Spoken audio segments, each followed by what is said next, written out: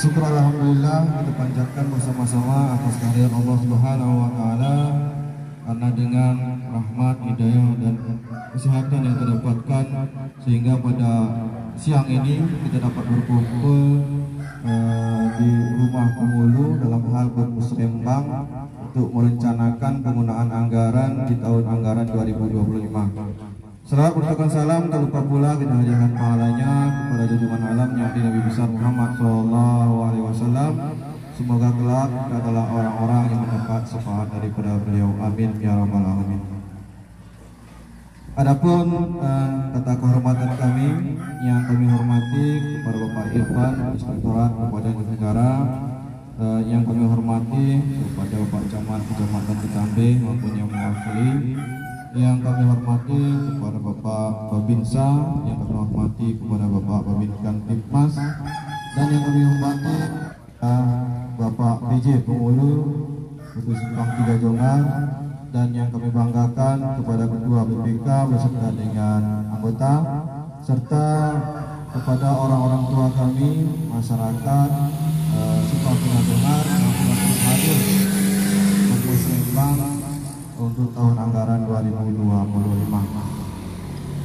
Baiklah, kepada bapak-bapak kita semua, adapun kami menghadiri musrembang ini tidak lain dan bukan adalah salah satunya yang pertama yaitu memastikan kegiatan ini berjalan sesuai dengan amanat bagaimana yang telah dituangkan di dalam Permendagri 114 tahun 2014, di mana perencanaan itu dimulai dengan musyawarah dusun, naik ke musrembang desa, dan lanjutnya nanti akan dirumuskan oleh tim RKPK dan naik kepada APBDes dan di dalam pelaksanaan.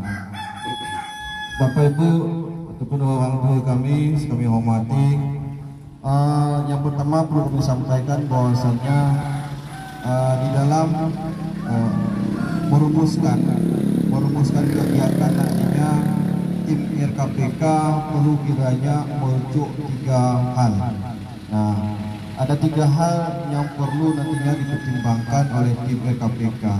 Apa itu? Yang pertama adalah RPJM, seperti yang sudah dijelaskan Bapak Irfan tadi.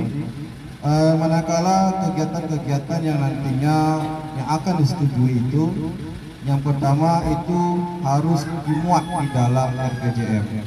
Dan apabila Pemulu kita ini PJ, maka RPJM-nya harus mengatur kepada ataupun melihat kepada RPJM Pemulu sebelumnya. Dan apabila ada kegiatan-kegiatan yang tidak termuat, yang nanti akan dinaikkan tidak termuat di RPJM, maka lakukanlah review RPJM. Dan yang kedua yaitu kegiatan-kegiatan yang masih tertinggal. Di tahun 2024 ini mungkin ada sudah direncanakan dahulu pada saat musrembang dan tidak sempat kita laksanakan. Lontong kegiatan Sitading tahun ende, maka silakan dimunculkan kembali di musrembang tahun ini. Nah, dan begitu pula nanti untuk tahun 2025, apa-apa saja kegiatan di tahun 2025 ini nanti yang tidak sempat kita laksanakan karena keterbatasan anggaran, maka silakan nanti dimunculkan lagi ke musrembang selanjutnya. Itu yang kedua. Yang ketiga adalah hasil daripada mustus yang kita naikkan pada saat di musrembang siang ini. Nah, itu adalah dasar-dasar daripada perumusan kegiatan kepada tim RKPK. Dan selanjutnya Bapak-bapak sekalian, masalah pagu. Ini kan PMK atau Peraturan Menteri Keuangannya yang mengatur besaran dan jumlah daripada pagu masing-masing desa itu belum dikeluarkan, kan begitu Pak ya.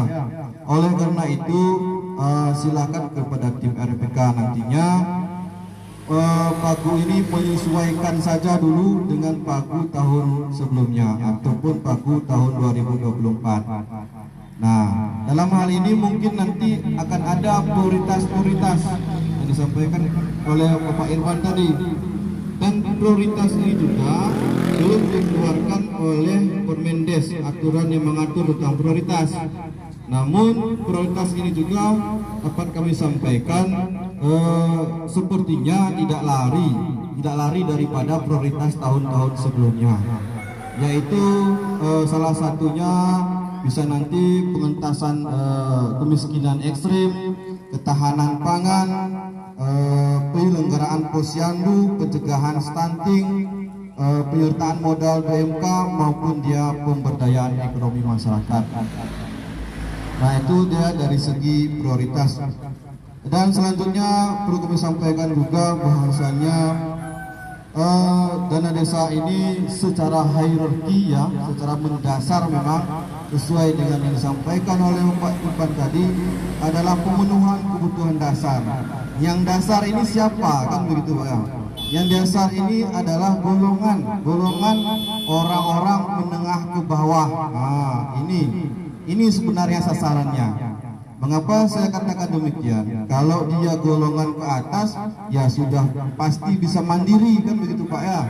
Kalau golongan menengah ke bawah ini, ya mungkin belum bisa mandiri. Maka dengan adanya dana desa ini adalah sebagai support dalam hal pembangunan, pembinaan, pemberdayaan di dalam masyarakat. Nah, oleh karena itu dalam hal ini juga perlu kami sampaikan bahwasanya secara garis besar tadi kita sudah mendengar usulan-usulan daripada masing-masing kadus. Ya, kegiatannya memang masih bersifat secara umum pembangunan dan pengadaan begitu. Nah, di sini juga kami meminta ataupun menghimbau kepada tim nantinya agar dapatlah merumuskan kegiatan itu sesuai dengan potensi yang ada di desa. Apa kemauan desa? Apa potensi desa? Mungkin di desa kita ini adalah mayoritas petani ataupun pekebun. Maka galilah potensi-potensi yang ada di pertanian ataupun perkebunan. Bagaimana supaya perkebunan kita ini ataupun pertanian kita ini bisa lebih meningkat dengan adanya dorongan daripada dana desa melalui kegiatan-kegiatan pemberdayaan yang nantinya akan kita laksanakan. Nah, dalam hal ini juga Bapak-bapak sekalian, kami sampaikan bahwasannya kami DPMK di sini tidak dapat artinya mendikte ataupun kegiatan Bapak Ibu sekalian tidak dapat kami dikte begitulah. Artinya kami ini hanya bisa meluruskan bahwasanya kegiatan itu harus dilaksanakan sesuai dengan regulasi yang berlaku. Nah, di sini juga kita lihat banyak pemuda-pemuda yang munculkanlah nanti kegiatan-kegiatan yang bersifat kepemudaan untuk peningkatan kualitas SDM.